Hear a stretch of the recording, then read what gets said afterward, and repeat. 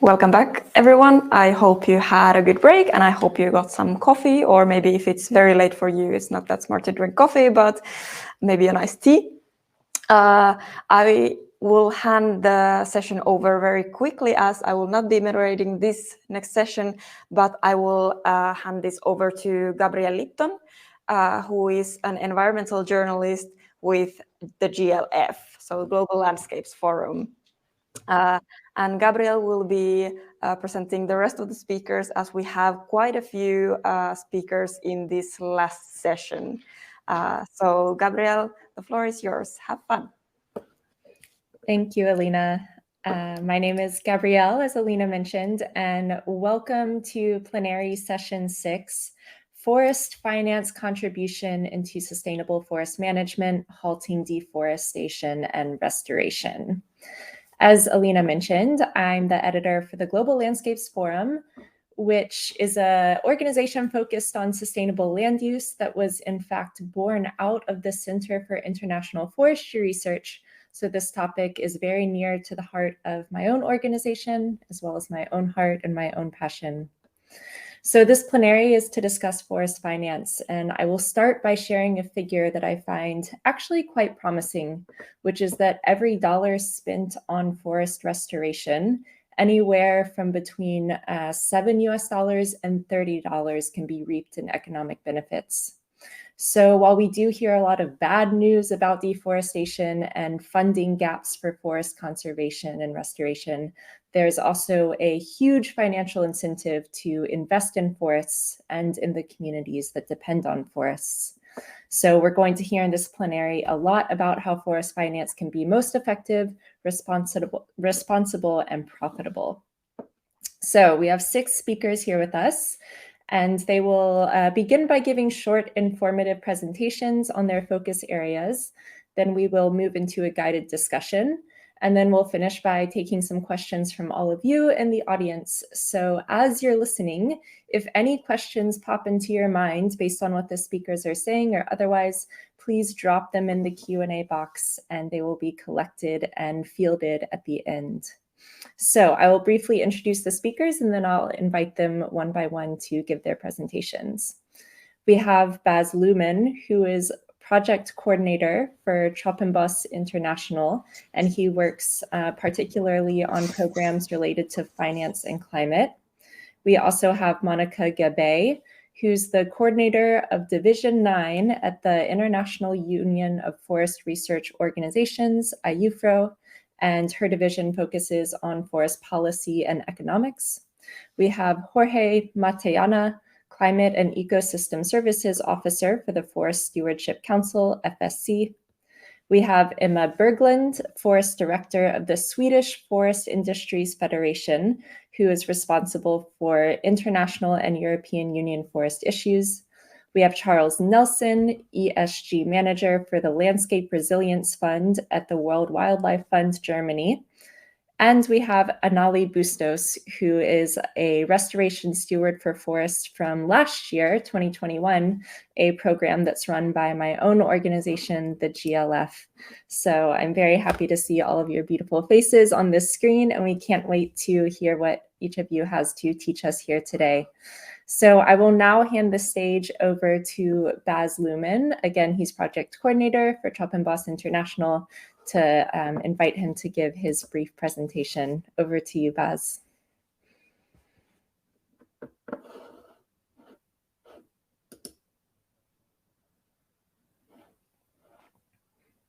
Baz, I believe you're muted.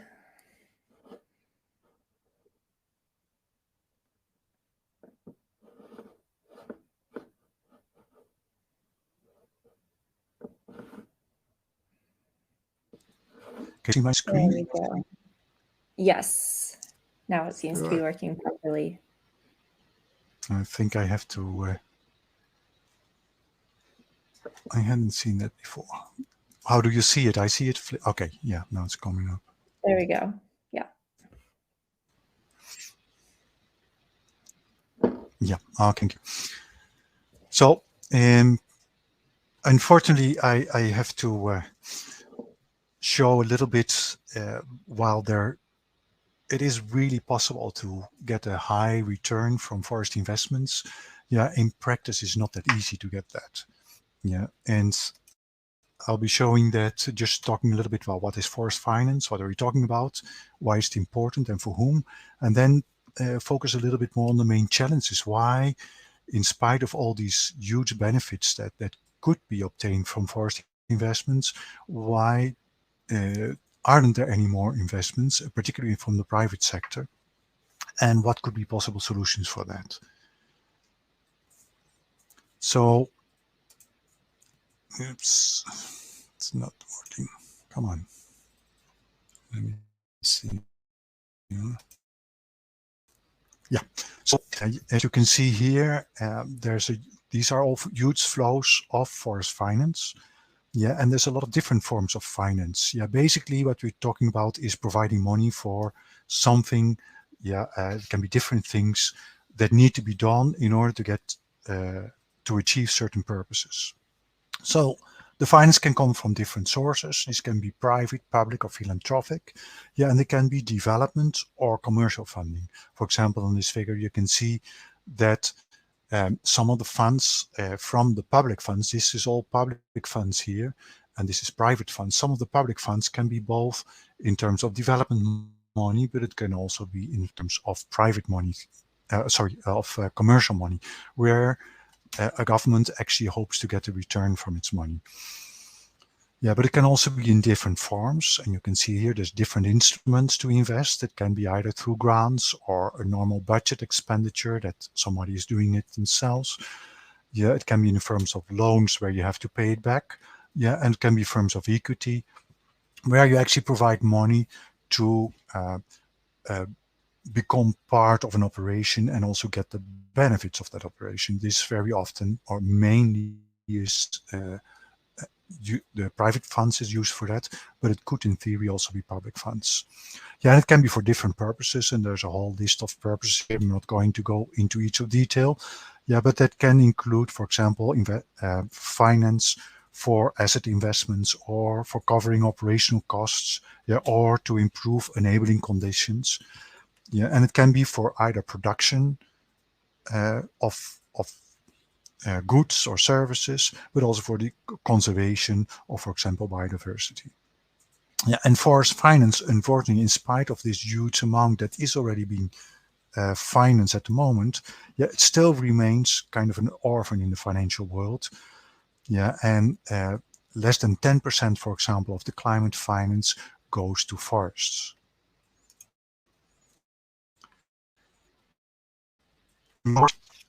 Yeah, because billions of US dollars are needed each year to achieve the different global forest targets. Yeah, in the light of climate change, in the light of degradation of lands, and in the light of development, particularly in developing countries, yeah, the forests are coming more and more on the foreground. Yeah, but that means that you have to restore forest. You can see on this picture on the left, for example, yeah, all these areas are potential areas for restoration. Yeah, and there's also large areas which also could be seen in Africa that are currently being deforested.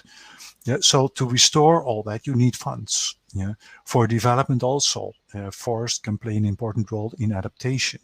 Yeah, particularly local people, rural people, yeah, they're very much dependent on the ecosystem services.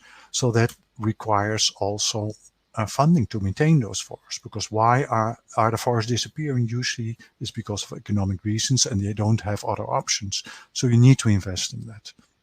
Yeah, but at the moment, and you can see that in the lower picture here, yeah, a lot of money is being pledged for. This is an example of pledging for maintaining forest to mitigate climate change.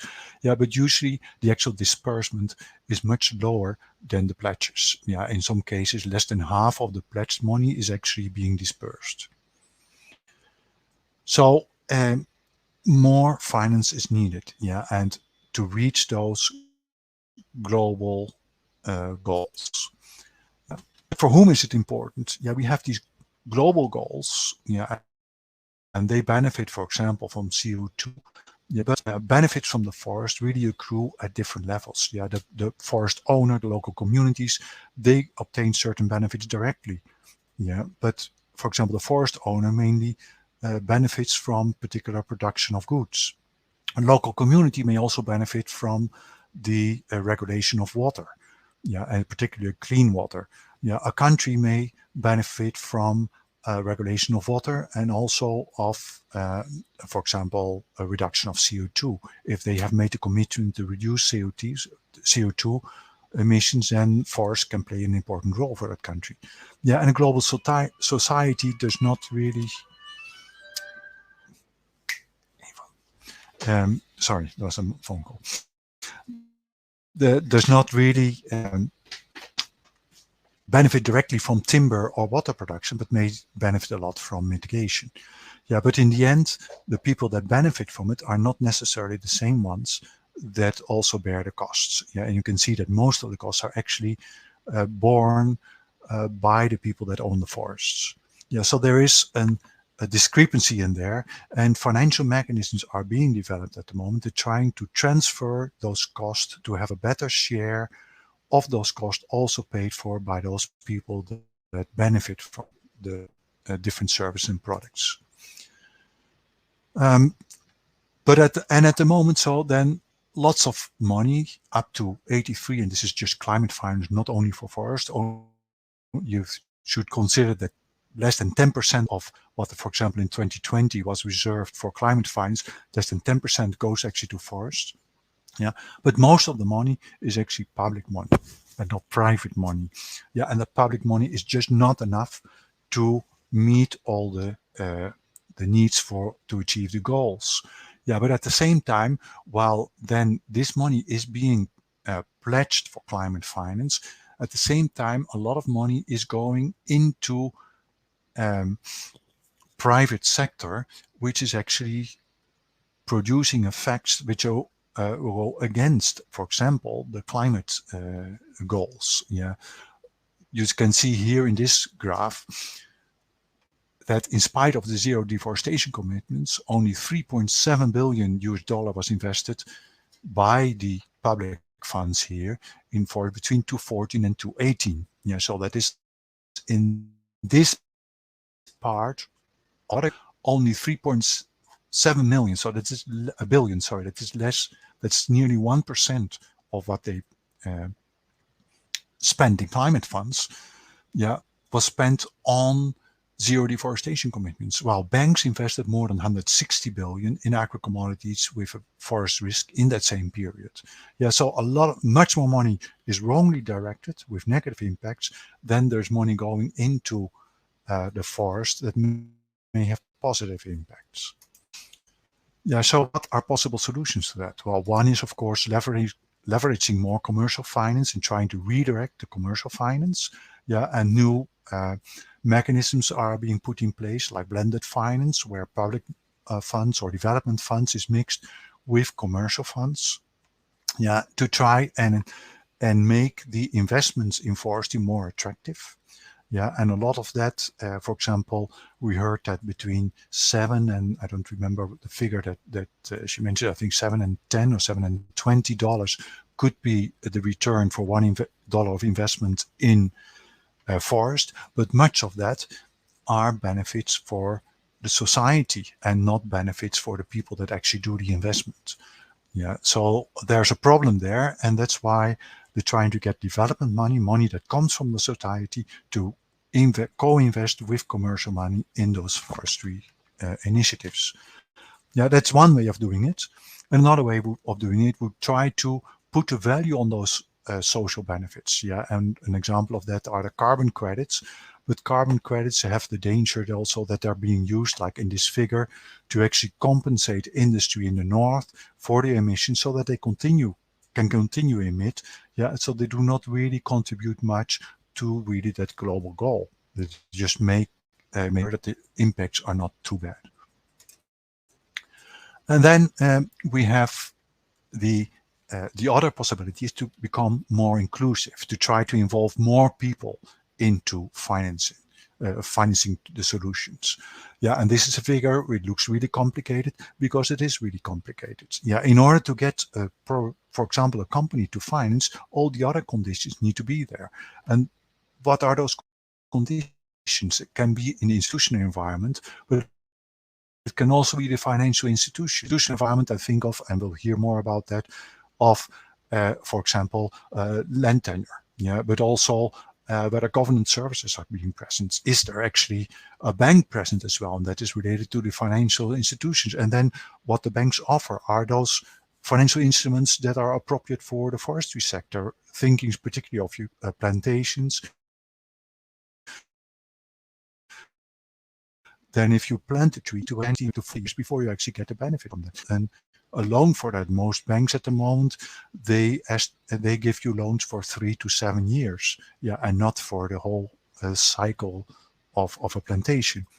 There's a large number of issues that need to be solved in order to be able to get more private finance into forestry, to get involved local people into forestry, yeah, and much of that is actually really the realm of public finance. So we really need that public finance to leverage the private finance, yeah. But at the moment, that public finance to be is not able to do it because just not enough. So I think I should leave it here because I'm already way over my time. Thank you very much. Thank you so much, Bas. You covered a lot of ground in such a short presentation, focusing on blended finance, pointing out some of the risks around carbon credits. I'm hoping that we have time to get back to some of these really important topics later in the discussion. But I appreciate you pointing out ways in which we can overcome this funding gap that you mentioned. Less than 10% of all climate finance goes to forests, and that is something that's going to need to change. So we'll move now to our next speaker, Monica Gabay, who again is with the International Union of Forest Research Organizations, focusing on forest policy and economics. So Monica, joining us from Montreal, over to you. Thank you, Gabrielle, and it's my pleasure to join you today to discuss a bit about my main topic of research, which is land tenure, governance, and small-scale holders, including indigenous peoples and local communities. And first, a couple of numbers. 3.14 billion people are in the rural world, of which 1/3 depend on the world forests for a livelihood. And they also are the stewards of the forest, and we are not acknowledging sufficiently the role the indigenous peoples and local communities play in keeping our world forests conserved and sustainably used. From this group, about 22%, and these are World Bank estimates, make their income out of the forest. And why am I saying this? Is because land tenure and access rights are essential to both keep these important people in their ancestral land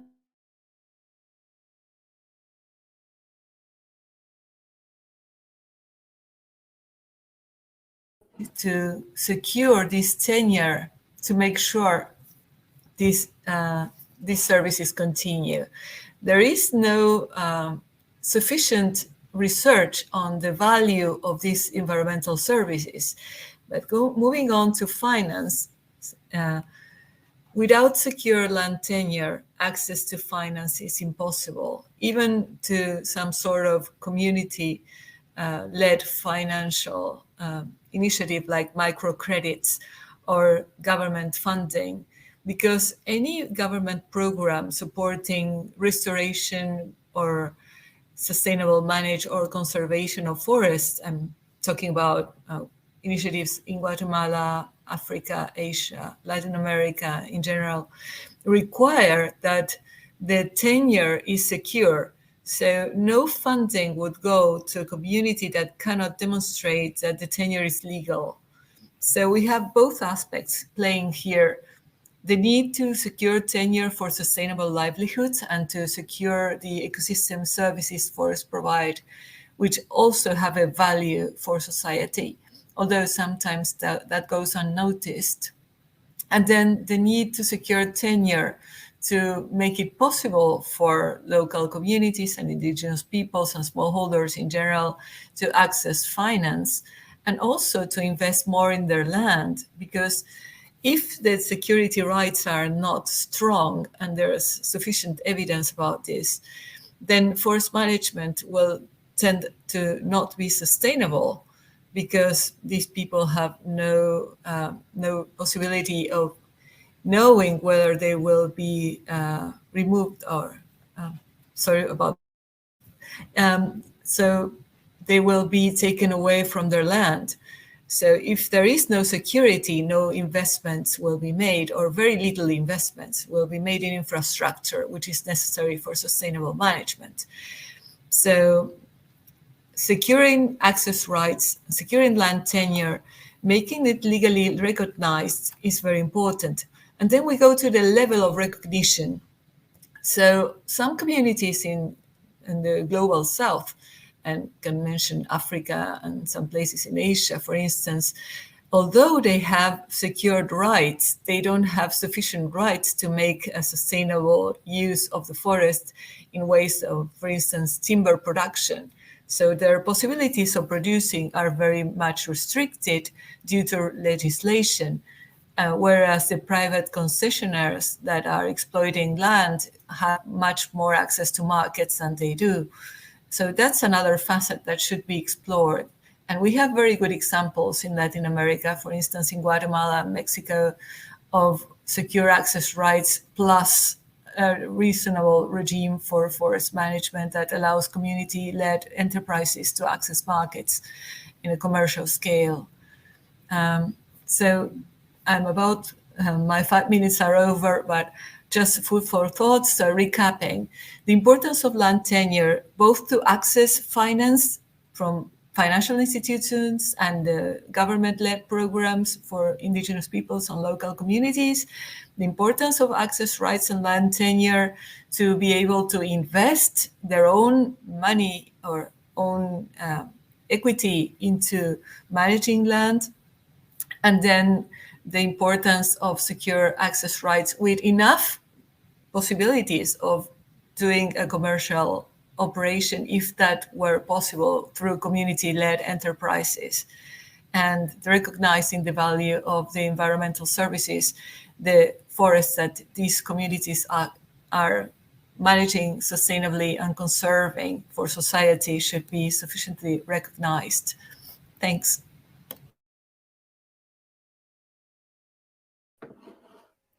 Thank you, Monica.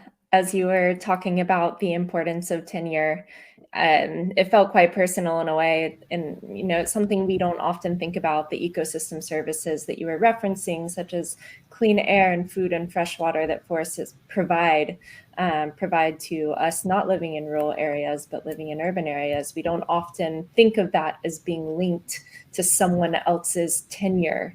But in order for us to enjoy these systems, it is crucial that forest-dependent peoples have tenure over those landscapes. So thank you for making that link and that connection a bit more present in our minds in this conversation. So we'll now turn to Jorge Matallana, who's the Climate and Ecosystem Services Officer for FSC. Thank you very much. I hope you can see my screen now, right? Yes. Okay, brilliant. Thank you so much. And thanks again to IFSA for the invitation for today's panel. And I will be talking a bit further on to how our verification of ecosystem services is trying to provide a bridge to that gap between forest stewards around the world and different sources of finance for sustainable activities. I'd like to start, although Bas made a very comprehensive summary of what forest finance entails, I'd like to make a very brief summary of how we're starting to understand this problem and this whole concept. And we start by these kind of very wide understanding of what sustainable finance or sustainable investment entails. And we understand that from a perspective of 4 possible levels, in which the first one entails simply proving that you're doing no harm, in which an investor, an asset manager, or so on wants to simply show that their investments are not damaging or not creating a damage in the ecosystems.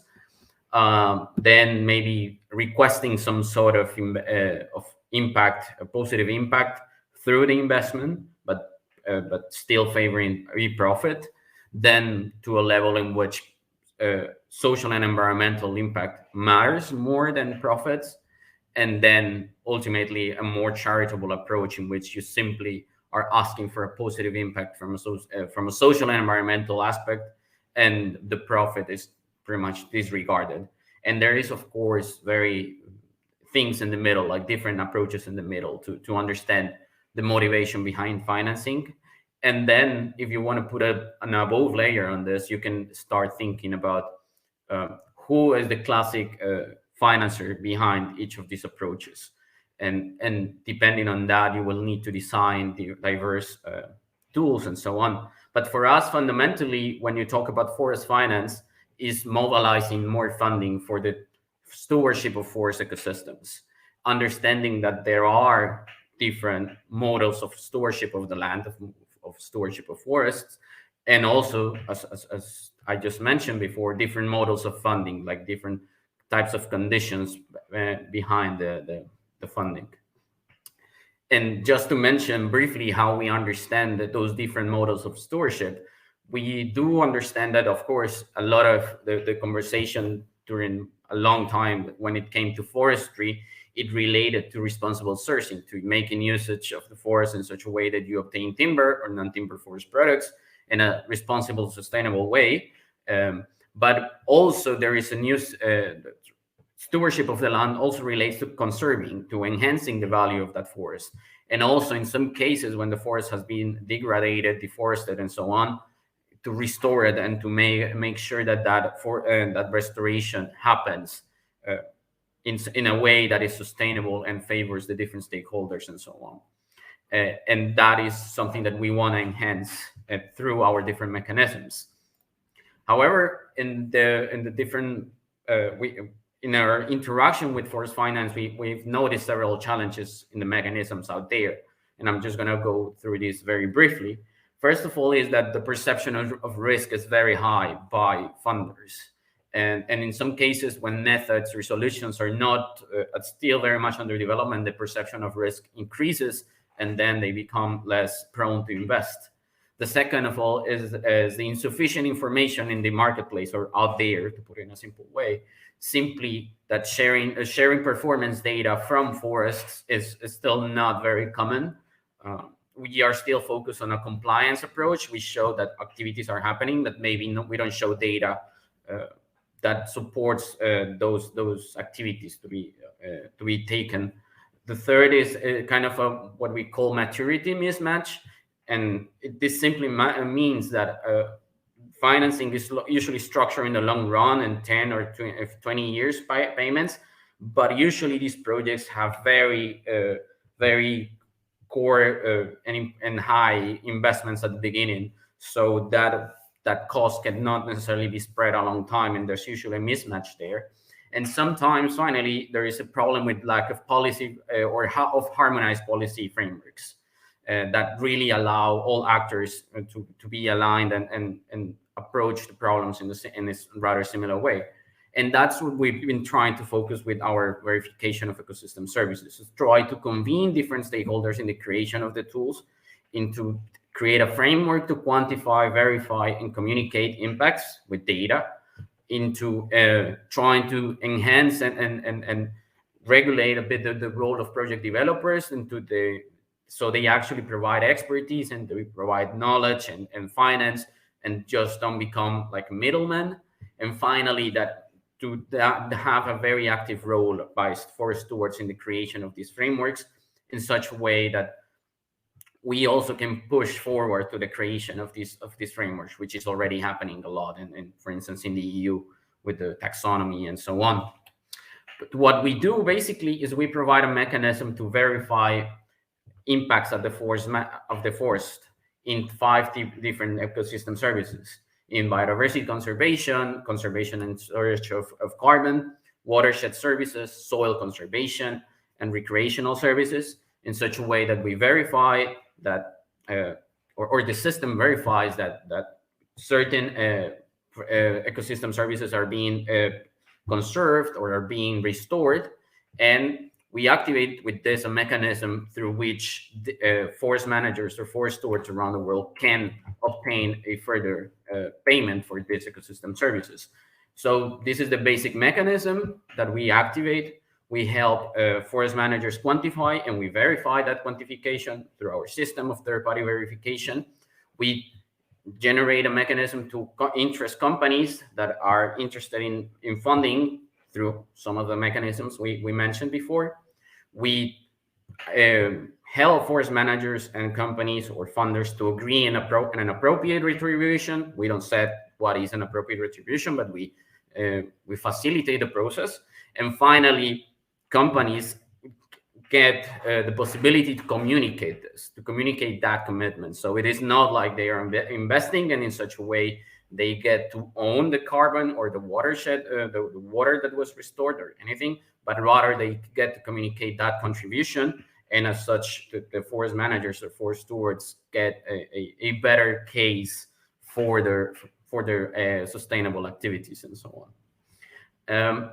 And that's pretty much it in a very summarized way what we're doing. And we're currently revising this procedure because we also realize that a lot of these different funders have approached us and say that they are needing different aspects from this tool, but also different forest stewards around the world realize that this is helpful for them, but at the same time they would like to have certain facility or certain ease to access this, and in such a way we're revising that now, is that it becomes more relevant, but at the same time more impactful for very diverse ecosystems around the world.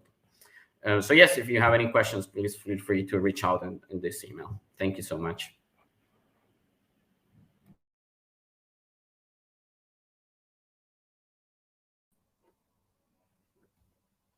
Thank you, Jorge, and thank you for briefly describing this incredible tool that FSC has put together.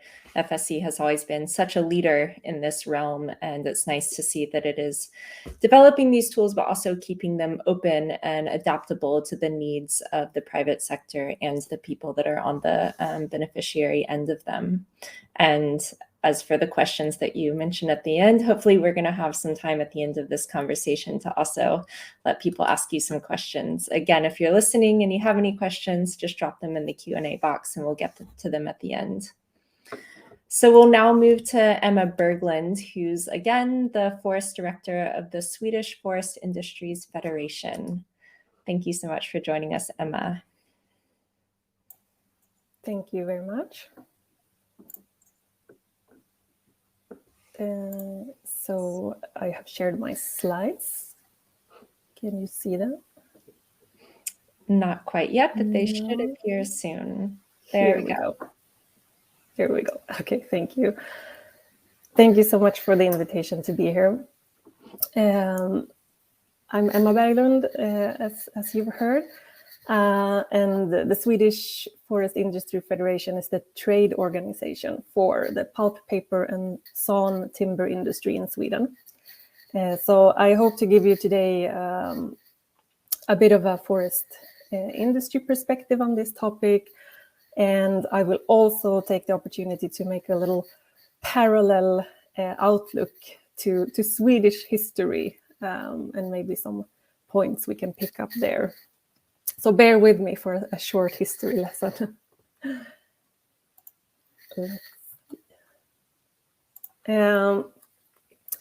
We've heard already a lot of important aspects on this topic, and from my perspective, I would like to highlight further the role of market-based solutions and what these can bring into solving this contributing to sustainable forest management, restoration, and halting deforestation, because we've heard already about how there is a problem with the funding shortage and public finance is insufficient.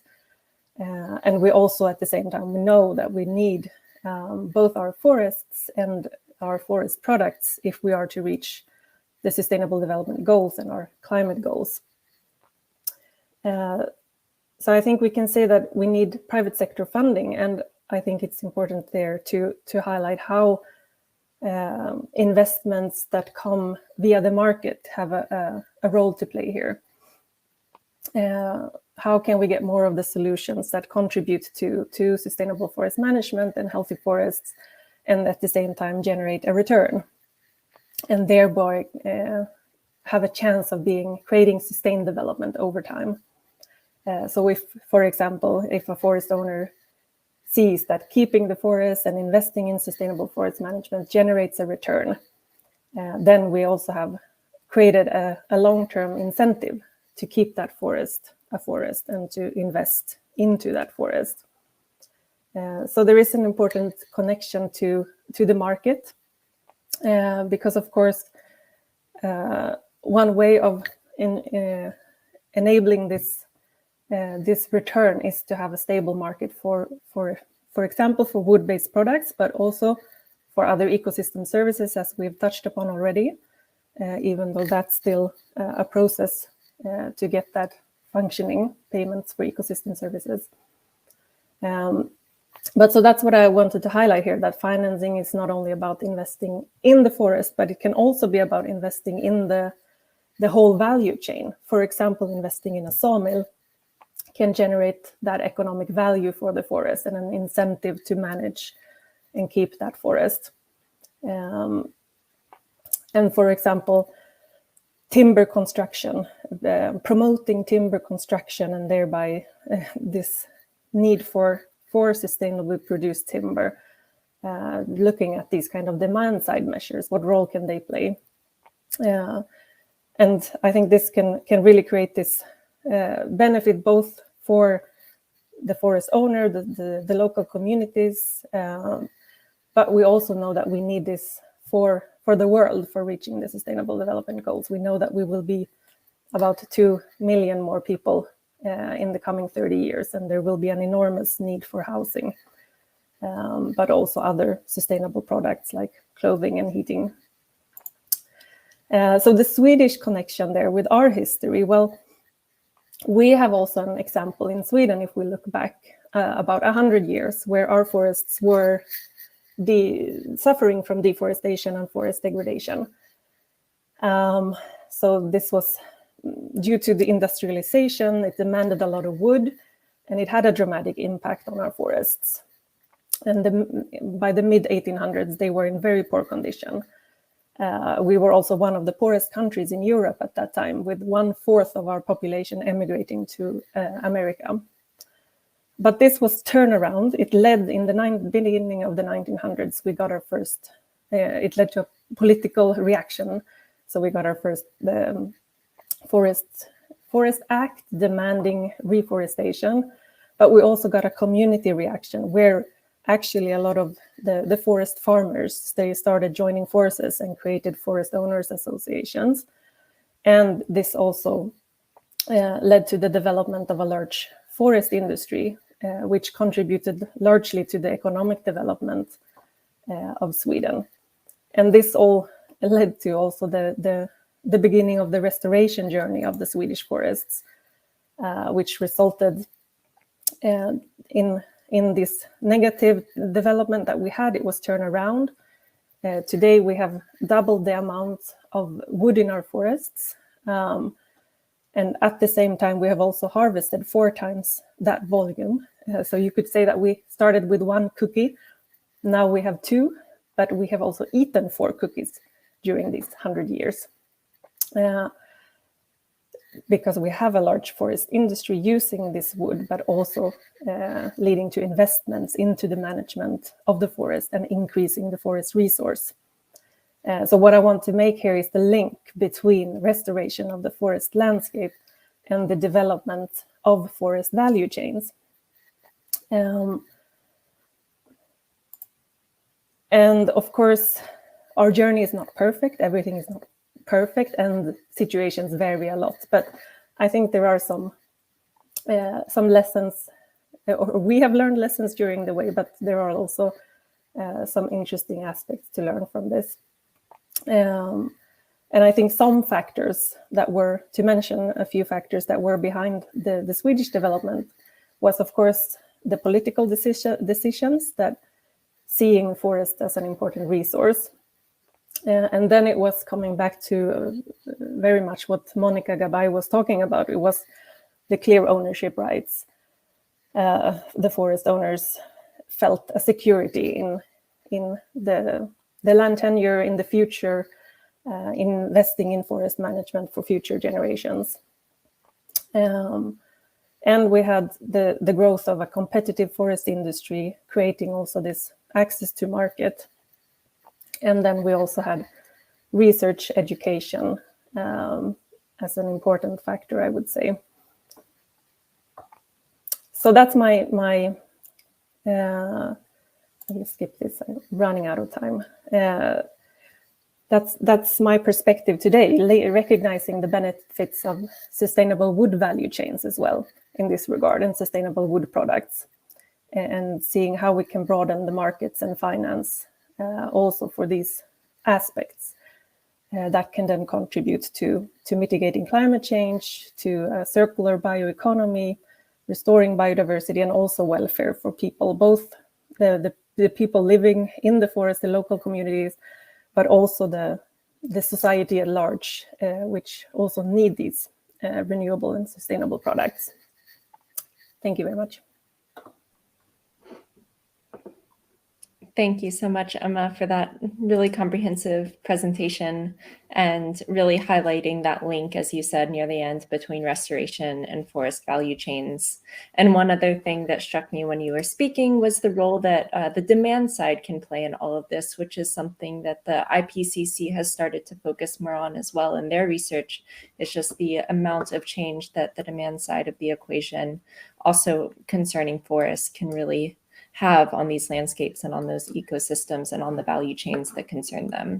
So thank you for bringing in some different elements into this discussion in your presentation.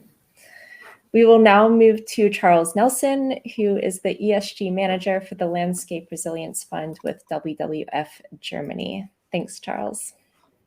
Thanks, Gabby. I'm just going to present my screen and hopefully you can see my slides quickly. Can you see these slides okay?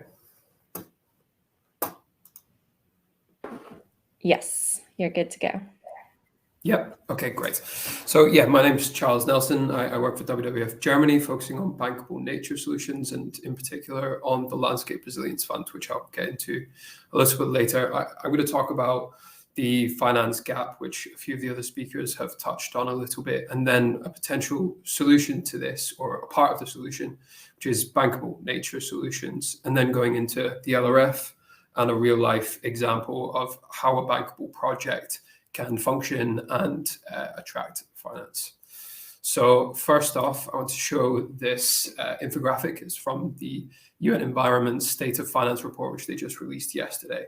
And there's a couple important aspects that a few of the other speakers have touched on. It's just the extent of the gap between what's currently available for nature-based solutions like sustainable forest management and what's really needed to halt climate change, to halt biodiversity loss. And so what we have at the moment is about $154 billion being invested into nature-based solutions, whereas what we need in the next 2 years by 2025 is 384. So we have less than half of what we need in the next 2 years and less than a third of what we need by 2030. So the extent of this problem is huge, especially when you consider that 83% of that is coming from public finance, which is already stretched as it is. We need the private finance sector to build on the 17% that they're currently contributing, especially when I think probably one of the most shocking parts of this infographic is the extent of the nature negative flows. So it's not just that we're lacking in the finance that we need for nature-based solutions and nature positive investment flows, but the scales are really tipped in favor of nature negative flows, with about 3 to 7 times more financing capital going into nature negative flows, such as unsustainable agriculture, unsustainable energy production, unsustainable fisheries, compared to what we need. And so what we really need to do is rebalance these scales and have private sector start to move funds away from unsustainable nature negative flows towards nature-based solutions. And one of the ways that we can do that is by targeting bankable projects, this idea of a bankable nature solution. And so a bankable project is one that can provide both an environmental and social impact, as well as a financial return. So by the nature of having to provide a financial return, it needs to be operated by a private sector operator. So perhaps an agricultural cooperative or timber growers association, an SME, or even a project operated and owned by a corporation. But the core of it is that it must be a sustainable business model that's generating revenue and targeting growth to scale up their operations, but at the core keeps the objective of sustainable, positive environmental and social impacts. And so we think that this is a model where we can really start to target those parts of the private finance sector that want to branch into more sustainable investments. And I'll get into those in a second. But it's important to note here that it's always going to differ, despite what a bankable project can do and what type of impact it's trying to target. It depends on how you match a specific type of finance, whether that's grant funding or return-seeking investment, impact investing, development banks, etc., and the different types of bankable projects that are working on, avoided deforestation or sustainable land management, agroforestry, community livelihood improvement, all of these different forms of environmental and social impact that may just match up to the different criteria in the full spectrum of impact investing and grant finance. So on that note, I wanted to show this graphic, which a couple of the other speakers have talked about already, but it's this, not necessarily trade-off, but this relationship between expected financial return and an approach to impact. And again, to reiterate, it's about finding the right financial mechanism that would meet a bankable project or any sort of project's financial needs. So on the purely financial side, you have those more commercial investors that are not targeting impact at all. On the other end of the spectrum, you have pure grant-making mechanisms that are not targeting financial return at all. And in between, you have this full range of socially responsible investors that are trying to limit environmental and social risk through ESG management. Or you have full impact investors that are really impact first and will take a significant reduction in their financial return for an improved positive impact. So an example of this is the Landscape Resilience Fund, which we launched last year in partnership with South Pole. And the Landscape Resilience Fund is an impact-driven independent foundation that we're trying to mobilize both private and public climate finance. So it's a blended facility that's trying to address vulnerable smallholders and the landscapes they're found in. We want to target businesses, SMEs, at quite a small scale that are working in agriculture and potentially forestry to create scalable ways to support meaningful climate adaptation in those landscapes. So at the moment, we're working across the Central Annamites in Vietnam, the cocoa landscapes in Ghana, and the Espírito Santo landscapes in Brazil, though we're flexible in terms of where we look at for future opportunities. And to give you a bit more context on how we function, the Landscape Resilience Fund, we have $26.3 million, which has been given as a grant from Chanel and from Jeff. This is capital that's been put into the foundation that doesn't have to be returned. So we have no return on investment obligation to our donors, but we do invest. We have 3 pillars. We have our soft loans, we have investment readiness, and we have landscape development. On the soft loan side of things, we invest in sustainable agricultural-based SMEs that have a climate adaptation, climate resilience aspect, but at a very low interest rate, very flexible loans to accommodate the stage of growth that those SMEs are at. And those we do expect a loan so that the fund can continue to evolve, take back those loans and reinvest in the future. We then have a technical assistance grant facility, which we use to support those SMEs that are not quite investment ready, that need some sort of capacity development to get to the point where they could take a loan or equity and really use it valuably. We then complement our SME support with landscape development so that our investments are supported with this sustainable landscape approach. So through engaging with different, sometimes competing actors in the landscapes, we want to strengthen multi-stakeholder platforms to support and de-risk the investments that we have in these businesses. And so to give an example of one of these businesses and a bankable project, I want to talk about the LRF's first investment in a company called Koa Impact. They're a cocoa-based company in Ghana, and they've created an entirely new value chain by sourcing a product in cocoa trees that would usually be wasted. They source the pulp and the husk, which typically smallholder farmers would just throw away or turn into a sort of natural biochar. And they've produced a sugar alternative, a very natural sweetener that then some of their off-takers, big chocolate producers, use to sweeten their chocolate products without the use of refined sugar. And so they've created an entirely novel value chain, and especially for those smallholder farmers, is a pure increase in income for them. It's a product they would have wasted. There's no extra work that goes into it for harvesting it. It just gets collected by Koa and is processed by them. And they estimate that it's about a 30% increase in income for those smallholder farmers, which is a huge increase on the back of very little extra work. And we estimate gets these smallholder farmers to just about the living income level where they can really afford a decent standard of living. And the project itself has a range of other benefits, but I think it's important to highlight the relationship with how the support of community livelihoods can reduce pressure on local ecosystems, that by improving a smallholder farmer, their household and their community's ability to be self-sufficient based on their own crops, their own plantations, they're less reliant on unsustainable uses of natural resources, other NTFPs perhaps. And so this is a really good example of a bankable project that is more on the sort of market-based side of things, targeting an economic benefit for local communities to empower more sustainable management of local resources. And then you have that as a bankable project, this perfect combination of a business that is trying to scale up with the support of our investment and targets at its very core a sustainable, long-term, positive social and environmental impact, but with a realistic, sound business model that can continue to generate revenue and provide a return on that investment. So I'll leave things there. Hopefully it wasn't too overtime.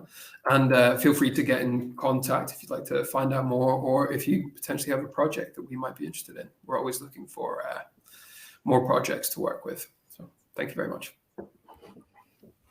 Thank you so much, Charles, for explaining the Landscape Resilience Fund, which is indeed an incredible initiative.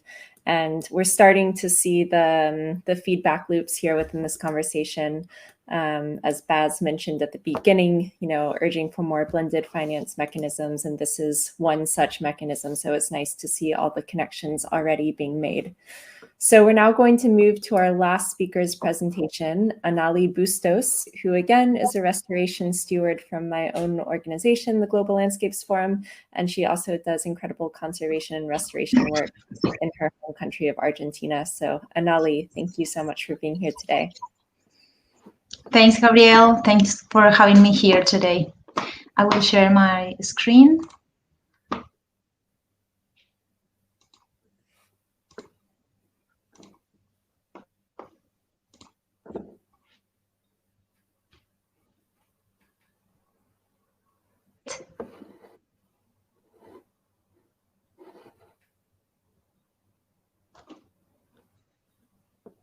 Gabrielle, can you confirm if you can see my screen? We can't see your screen quite yet.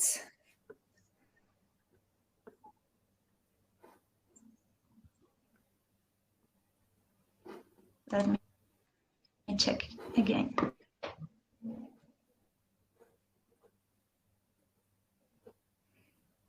Okay, it looks like it will work this time. Just give This it a time? moment. There you go. All good. Okay. Okay, good. So, well, again, first of all, thank you for having me here today. This time I will talk about a project that I'm lucky to coordinate called Monte Alegre Nature Reserve. And I would talk about the role of private conservation initiatives and restoration and halting deforestation. So quickly, the content of this talk will have a presentation of the reserve, the context, progress and challenges, and what do we expect about this project, and some conclusions. So to start, Monte Alegre Nature Reserve is a forest restoration project which belongs to an ecosystem of native dry forests called Espinal in Argentina. It is located in Córdoba, the central province of Argentina, which you can see on the right side of the screen. And this province, in less than a century, has lost a 95% of its forest cover because the land is flat and super fertile for agriculture. So the result is that we are now seeing the environmental impacts of that massive deforestation. Monte Alegre was born out of the concern of the owners of a rural property dedicated to agriculture, who within of the property had a forest of 97 hectares in a state of degradation. So they decided to seek advice and start carrying out restoration and conservation actions over that forest. So the project started in 2016. But it was consolidated just 2 years ago, so we can say that it is a very young project. The resources already used to finance it were always mainly the contributions of the owner family. We have also had support from volunteers and external funds, for example, the Restoration Stewards Program from the Global Landscape Forum, that I was lucky to be the first forest restoration steward. And also this year we are part of the GLFX program. And as one of the restoration tasks, we are extracting. As one of the restoration tasks we are carrying out in the reserve, we are extracting invasive exotic vegetation. So we are selling that wood to obtain economic resources. That wood is used for many with many objectives and in other projects. So finally, we have also created a project for companies, and they can pay for restoration or environmental education or conservation within the reserve and within the framework of their corporate environmental responsibility. So that all the resources used at today to maintain the project working. Among the economic and resources that we have not yet explored are the state program of the Argentine government, like funds for conservation or restoration projects. And this is because something that happens here in my country is that environmental policies are not generally transversal to the governments. So it is very confusing and difficult to understand and access funds, added to the fact that the bureaucracy is very slow sometimes, and generally the money received is undervalued. So we didn't explore yet the crowdfunding campaigns or other activities as rural tourism. And something that will probably come up soon is working with a payment program for ecosystem services like carbon credits or others, but there is no research or information regarding this topic in this region, so we hope to be part of that development in the future. And jumping into the challenges of working in restoration in this area, or the main challenge of the project is maybe achieve total independence from external contributions. For example, donations, or even the contribution of the owner family.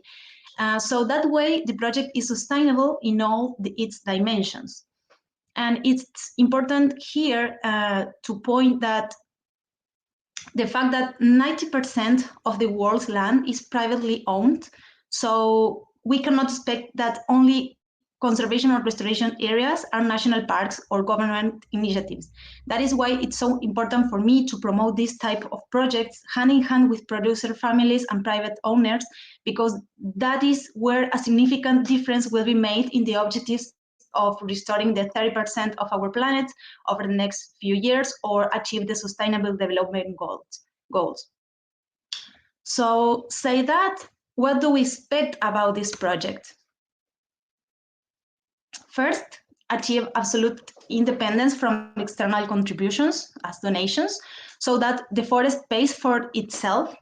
And this means that the actions carried out in the forest and its conservation values can maintain the economic sustainability of the forest. For that, we have to create value change of the different products and services that the forest provides. In this context, we will also need effective political and economic and nature-based solutions schemes, or circular economy schemes, which from my perspective don't yet exist in my country. Also, it's important to work at a landscape scale. Sometimes we study nature in little boxes, but in reality, the forest is immersed in a matrix that is, in this case, intensive agriculture. So we intend to restore the landscape where the forest is included. This means making the rural landscape more complex and heterogeneous, so that we have more biodiversity and its associated ecosystem services, and creating resilience and health of the natural system and the food production. And we also hope to infect other similar initiatives or regional farmers to join this task, so we can move from a local stage to a regional scale of work, and Monte Alegre Nature Reserve being an example of what went well and what went wrong, and to help the growth of new projects in the region and in our country.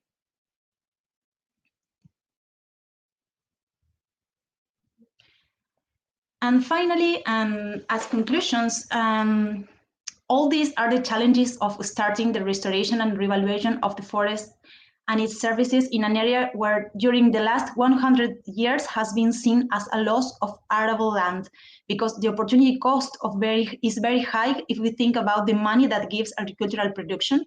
So I think we need a change of mindset about this, and supported by all the scientific evidence that tell us that it's possible to conserve and produce, and that is cheaper and beneficial in the long term.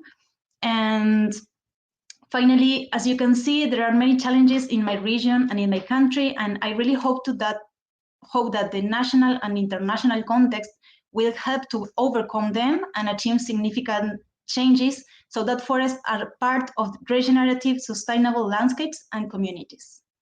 I think that's all. Yes, thank you very much.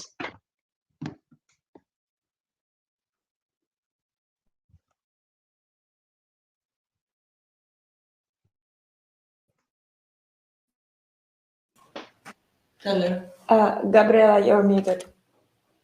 Thank you so much. Thank you so much, Anali, for sharing your incredible work, and also for carrying out such incredible work in your region and in your community, and linking that to the global stage and connecting that with other projects trying to achieve the same. So we've heard a lot in the course of these presentations. We started with a really nice overview of where forest finance stands and where it needs to go. We've heard about the role of tenure. We've heard about different ecosystem services, tools for payment. We've heard about value chains. We've heard about bankable projects. And now we've ended with a really nice narrative on one woman's story about carrying out restoration and conservation on the ground. So we're now going to move to a dialogue between the speakers but I will say that we're a little behind time. So I think what I will do here is weave in some of the questions that I have prepared for the speakers with questions coming in from you, our listeners in the audience. So again, if you have questions and you haven't dropped them in the Q&A chat, please go ahead and do so, and I can pose them to the speakers as we go along. So I'll start with one question of my own, and this is something that we actually haven't touched upon so much yet in this conversation, which is gender. And I want to pose a question to Monica, which is, you spoke a lot about tenure and how formalization of property rights can help bring in financial investment.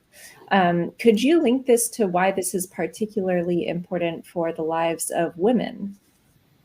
Absolutely, and thank you for asking that question, which is perfectly relevant, because in the case of women, we have another difficulty, and it is that customary law sometimes forbids women, single women or widowers, to own their own land. So they are removed from tenure.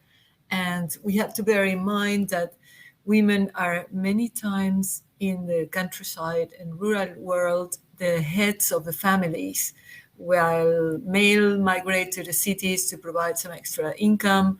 So it is usually women who are leading the household, and for them to have these secure rights is crucial. Even if we are to address the SDG 5 regarding gender equality. And what we find in the rural world is that gender equality is still very far away from real. It is in the narrative. We are seeing progress in the legislation, but even with constitutional recognition of women's rights over land, this does not instantaneously translate into facts, because customary law sometimes prevents that from happening, especially in Africa and places like that have very strong customary law. So there's a long way to go before gender equality is real in this matter. And this is very important because women are really vulnerable in these situations.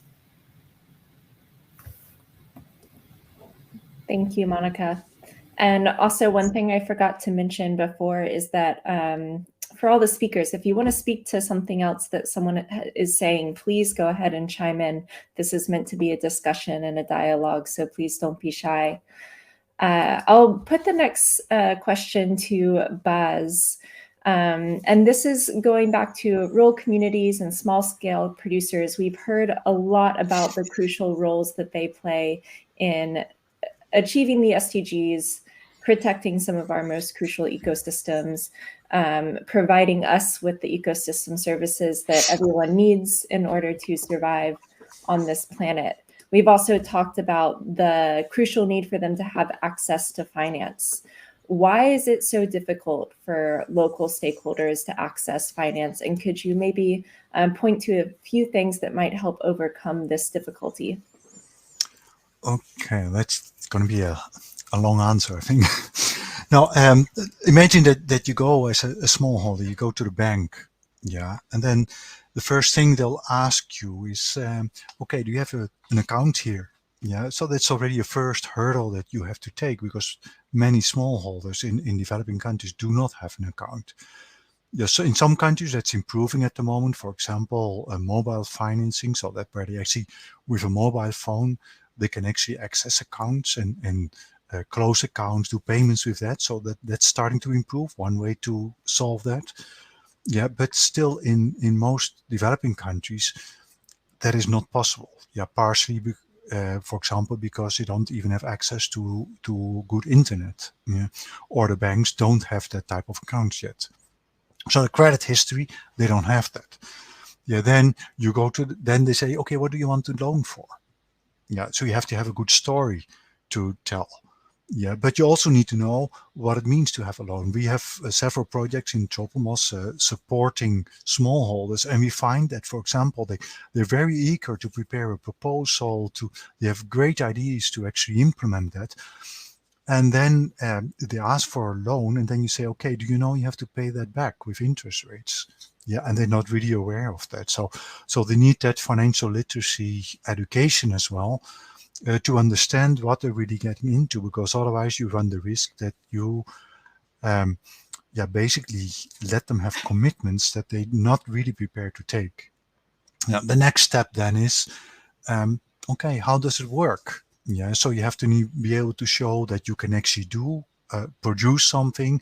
And if you have a new initiative, like was mentioned by Charles, then banks don't know what it is. Yeah, so you need to be able to explain that. You need to be able to show that it works.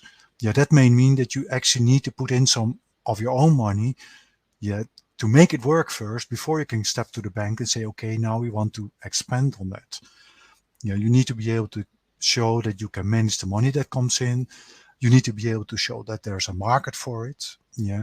So those are obstacles that for many smallholders is quite a problem. Yeah.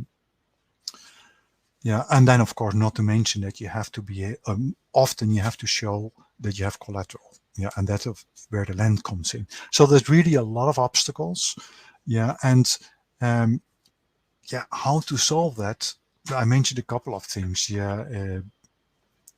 Digital money, for example, or mobile money, is a thing that, but also financial literacy education. You need to be able to work with those people, that they understand what you're really talking about, because you should imagine that a lot of the smallholders just, they don't go to the bank. We work in Indonesia, in an area where there is no bank within 3-4 hours travel from where they live. Yeah, so it's very difficult to, it's almost like putting somebody in a different world. Yeah, and they need to be supported to get to to understand that new world. Yeah.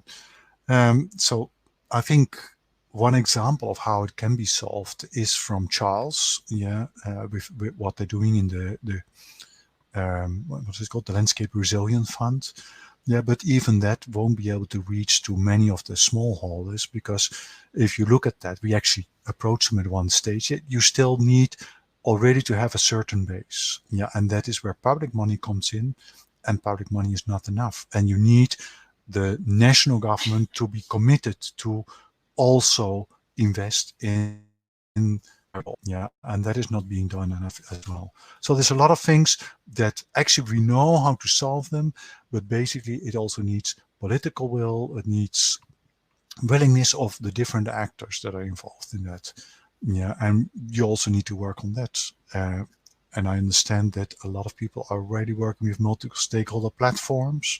Yeah, but again, that is also a process. So it needs time, it needs willingness, it needs government support, and you need to be able to work with those local people to prepare them to access finance. You cannot just expect them to say, okay, we have a lot of money here. There's like 1.9 billion was promised last year for indigenous communities. But if they get that money, they still don't, they might not be able to use it in the best way, or not be able to use it in such a way that the donors actually say, okay, yes, you can have the money.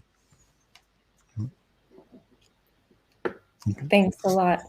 I think I'll ask Charles to step in here and perhaps comment on this. And Charles, maybe you can say a few words for the Landscape Resilience Fund. Are there any efforts being made, to Baz's points about increasing the financial literacy of people on the ground, of helping them make themselves more bankable in a way, as you were touching on in your presentation? Could you say a few words to this? Yeah, absolutely. And I think Baz is right. There's so many hurdles in place for especially at the smallholder farmer level to access finance. Having the right sort of access to a bank, having the right sort of credit history, having the right collateral in place. All of these things make it very difficult for an individual smallholder or even a cooperative to access finance. And to be honest, it's part of the reason why the Landscape Resilience Fund, we target one level above that. We want to look at SMEs, locally led businesses, but small businesses that are smallholder farmer focused. we don't have the extent or the sort of admin capacity to be able to go down to the individual smallholder farmer facility. We need more of a microcredit mechanism for that. And it's not what we're set up to do. And, it is difficult, but it is something that we are trying to build through our technical assistance facility by having this pot of money from Jeff where we can offer grant funding to businesses to become investment ready. Essentially what that means is supporting these businesses to become more bankable, to make them more attractive financial investors for more commercially focused investors. And this is why we think it's an important aspect that we target loans that these businesses are required to repay. It builds a credit history for these businesses. It proves to more risk-averse investors that this is a business that has a history of sustainable business, of growth, of repaying a loan. And at that point is a more bankable project, is a more attractive financial investment for those more risk-averse investors. So it's an important part of what we do, and kind of in summary is that combination of the technical assistance directly from us to get a project up to an investment level where perhaps ourselves, the LRF, we could invest. And then through an investment itself, these businesses start to build up their own capacity and their own history of repaying those loans. Definitely that history is important and that track record is important, but having the opportunity to create that track record in the first place is a hurdle that we're seeking to overcome. So we have a question coming in from the audience about, this is probably best for Jorge, about ecosystem services schemes and payments for ecosystem services. And a lot of these schemes are quite entrenched in frameworks and pretty well defined. So what are some of the challenges and opportunities for implementing such predefined ecosystem services payments frameworks in developing countries, which are often quite growing and rapidly changing and shifting? How do you see this working? Well, that's a tricky one. There's plenty of challenges. I would highlight a couple of them. The first one is the prevalence of very diverse schemes of land tenure, which really relates to what one of our colleagues mentioned today, what Monica mentioned today, which is the fact that in some cases, for the recipients of the payment need to have some sort of recognition of their tenure, of their right to receive an income because of those actions in the land. When those payments are structured by the government, usually it will be necessary to provide such a recognition. Another challenge that is kind of related to the tenure is and is related to the previous point, which is the prevalence of very diverse structures in terms of numbers of hectares per landowner, which is sometimes a landowner will need to go through a lot of different bureaucratic hurdles and so on, but they only own 1 hectare or so on. So it really becomes a kind of a collective action challenge in the sense of being able to get different landholders together to collaborate and to somehow coordinate to apply and receive some sort of payment, and then to redistribute and use that payment appropriately. You can also mention challenges more on the technical side, which is how to implement scalable and easy to use mechanisms for measurement and verification. You could also mention challenges on the more on the risk side. So sometimes these schemes for payment of ecosystem services will be structured around payment for outcomes and not for activities. And when that structure like that, like very small holders will usually not try that because their outcome is more volatile. So they will not be willing to simply receive the payment only if the certain outcome happens, but only if an activity happens, and so on and so forth. I think those are some of the major challenges that you will see in developing countries. But I think most of those challenges can be overcome with very diverse actors engaging actively in the development of the schemes. So local communities being enabled and being qualified to actively participate in the design of the schemes. Also technical help from companies or from government actors as well. Some sort of flexibility in the type of payment and so on. So I think there are plenty of challenges, but at the same time, there's very diverse ways to solve these problems. Thank you, Jorge. I know that wasn't an easy question to answer, and every country has its very unique own context for this as well, which we could spend hours talking about. Unfortunately, we don't have a different session. That's a whole different session, a whole different forum. We only have 10 minutes left, so I will pose one question to Emma, and then I'll give one final question to Anali. But so Emma, I'd like to dig a bit more into the private sector perspective here. And just, if you could give a bit more nuance about the specific challenges in investing in small-scale forestry projects from the private sector. I know more and more companies are looking to do this. What kind of challenges are most prescient for them, and what kind of support can the private sector get to help overcome some of them? Yeah, thank you. I think this is a very tricky question, and I'm really not an expert in private sector investments, really, but I think we've heard also a lot from, for example, from Bas on this topic, that it is kind of a how do we reconcile investments that many times require scale and bigger projects with smallholders and all the challenges faced, which we've heard about now. But I think it was just very interesting what we heard mentioned from Charles earlier about how they look at investing like one level above and how it then trickles down. So I guess that's like one way maybe to look at it. How can we see how investments are connected and can really trickle down to in the end then the local community and the smallholders, where I think then also the perspective that I raised about looking at how the value chain functions and what kind of incentives building the value chain also gives in this kind of way of trickling down incentives or funding or investments. And then I think thinking from a private forest industry company point of view, then of course we have a role to play also in working to try to support the landowners or the small holders, owners of the forest in, for example, supporting in kind of advisory services or providing seedling materials or these kind of capacity building initiatives as well for action on the ground.